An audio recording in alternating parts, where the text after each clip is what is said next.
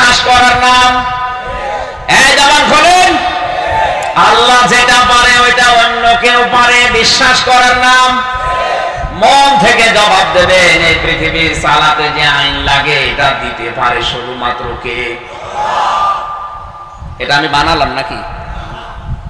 ইয়াকুলুনা হাল লানা মিনাল আমরি মিন শাইইন, সূরা আলে ইমরান 164 নাম 54 নাম্বার আয়াতের মাঝের অংশে আছে। এটা 4 নাম্বার পারার 9 নাম্বার পৃষ্ঠা 3 নাম্বার লাইনে পাবেন।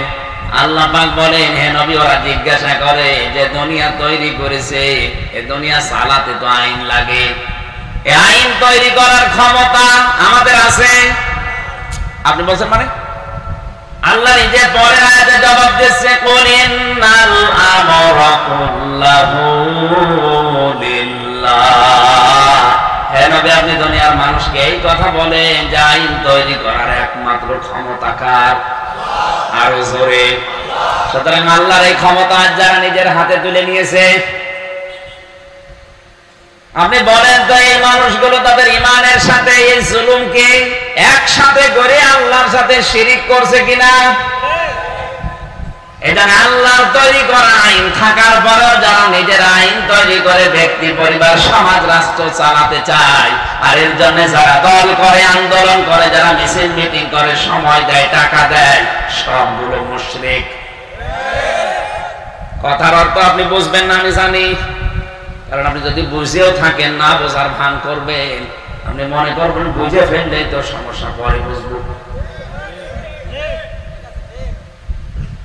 এক সাইডে শুধু ফুল তোলে বাগানের, বাগানের মালিকের ছেলে যে বলছে, চাচা আপনার ছেলে খালি আমার বাগানের ফুল ছেড়ে আপনি একটু নিষেধ করতে পারেন না?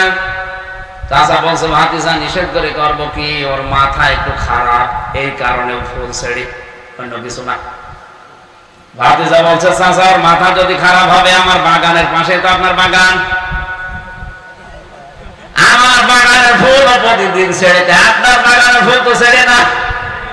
চাচা বলতে, ভাতিজা ওর মাথা খারাপ, অত খারাপ না। বাংলা ভাষায় সহজ কথা বললাম, শিরিক কি বুঝেছেন আমি জানি, কিন্তু না বোঝার ভান করে আছেন। বুঝলে আপনি আর ফুল ছিঁড়তে পারবেন না। আমি আবার রিপিট করছি, ঈমান আনলে আপনি আল্লাহর বন্ধু। বন্ধু হতে হলে ঈমানের সাথে কোনদিন আপনি শিরিকের, জুলুমের, মানুষের তৈরি করা আইনকে লেবাস পরাতে পারবেন না। তাহলে আল্লাহর পক্ষ থেকে আপনি নিরাপত্তার বাইরে চলে যাবেন। পরের শব্দ এটা, উলাইকা লাহুমুল আমনু, যারা তাদের ঈমানের সাথে এই লেবাস পরাবে না শিরিকের, জুলুমের, কুফরের, মানুষের তৈরি করা আইনে, এই মানুষগুলোকে আমি আল্লাহ বলছি এরা নিরাপত্তা পেয়ে গেছে এবং এরাই হেদায়েত প্রাপ্ত। ধরে বলেন সুবহানাল্লাহ। বন্ধুর অনেক বড় দায়িত্ব আছে। আল্লাহ যেহেতু আমাদের বন্ধু, এই জন্য আল্লাহর দায়িত্ব আমাদের উপরে কি, আর আমরা যেহেতু আল্লাহর বন্ধুত্ব এখন স্বীকার করব, আমাদেরও দায়িত্ব আছে না নেই? আমি কি বোঝাতে পারছি কথা? আল্লাহ যদি আমার বন্ধু হয়, আল্লাহর দায়িত্ব কি বলেন তো? না না, সূরা বাকারা 3 নাম্বার পারা 2 নাম্বার পৃষ্ঠার 1 নাম্বার লাইনের 267 নাম্বার আয়াত এটা। আল্লাহ বলেন, ঈমান যারা আনে আমি আল্লাহ তাদের বন্ধু হয়ে যাই। আমি যদি কারোর সাথে বন্ধুত্ব করি, আমার একটা দায়িত্ব পড়ে যায়, কি জানো? ইউখরিজুহুম মিনাজ যুলুমাতি ইলান নূর। আমি আল্লাহ নিজে তাদেরকে অন্ধকার থেকে বের করে আলোর দিকে নিয়ে যাই। এখানে অন্ধকার মানে রাতের অন্ধকার না, পানির নিচের অন্ধকার না। এখানে অন্ধকার মানে মানুষের তৈরি করা নিয়ম নীতি। কথা বলছেন, তাম দুনিয়া যা চালাচ্ছে আজ মানুষের নিয়ম নীতি দিয়ে। এই জন্য 24 ঘন্টা তাম দুনিয়া আতঙ্কে আছে। জেলখানার উপরে লেখা আছে এটা সংশোধনাগার। কে বলেছে সংশোধনাগার? একদিন জেলা আছে দেখি বলছে একজনকে, আর বেটা গাঁজা খাওয়ার জন্যই তোরে পুলিশে ধরে এই জেলে দিয়েছে, আর গাঁজার গাছ লাগিয়েছে জেলের ভিতরে। এই যে গাজীপুরের কাশিমপুরের 4 নাম্বার কারাগার, আমি নিজে সাক্ষী।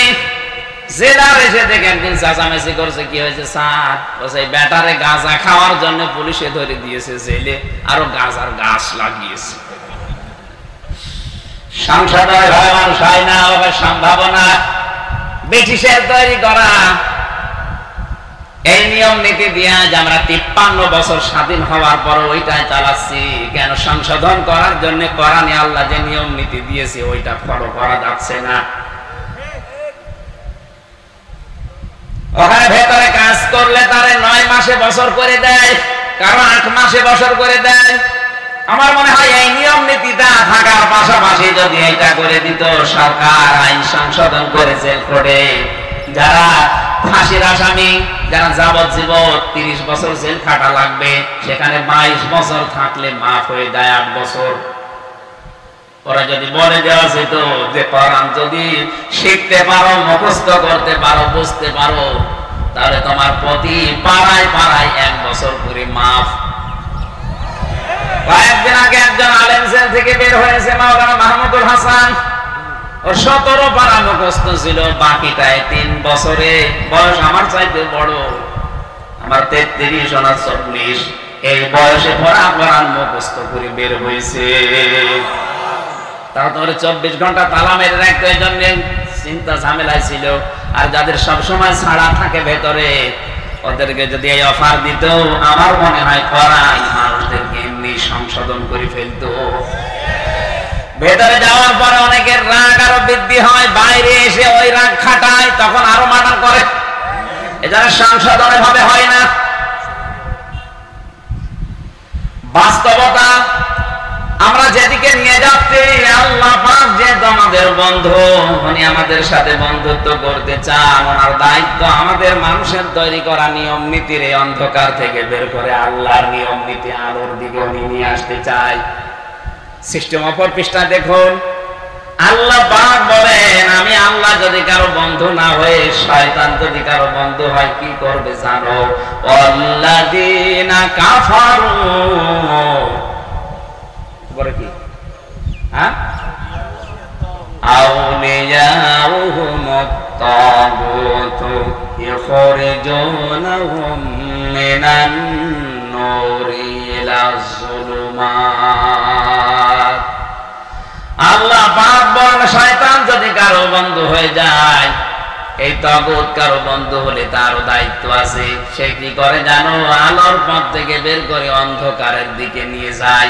এখানে আলো আল্লাহ 1 বচন দিয়েছেন, আর জুলুমাত বহু বচন দিয়েছেন। এজন্য অন্ধকারের পথ হাজারো, শিরকের পথ অন্ধকারের পথ, কুফরের পথ অন্ধকারের পথ, বেদাতের পথ অন্ধকারের পথ, জুলুমের পথ অন্ধকারের পথ। এখন বুঝতেছে? মানুষের তৈরি করা আইন এগুলো অন্ধকারের পথ। শয়তান মানুষদেরকে আল্লাহর ইসলাম থেকে বের করে করে ওই সমস্ত জুলুম, শিরক, কুফর, বেদাতের দিকে নিয়ে যায়। এটা তার বন্ধুত্বের দাবি। এজন্য আমাদের উচিত হচ্ছে, আমরা যদি আল্লাহর সাথে বন্ধুত্ব করি, আল্লাহ পাক যদি আমাদেরকে এই নিয়ম নীতি অন্ধকার থেকে বের করে ইসলামের দিকে, আলোর দিকে নিয়ে আসে, তাহলে বুঝবেন আপনি আল্লাহর বন্ধু হয়েছেন।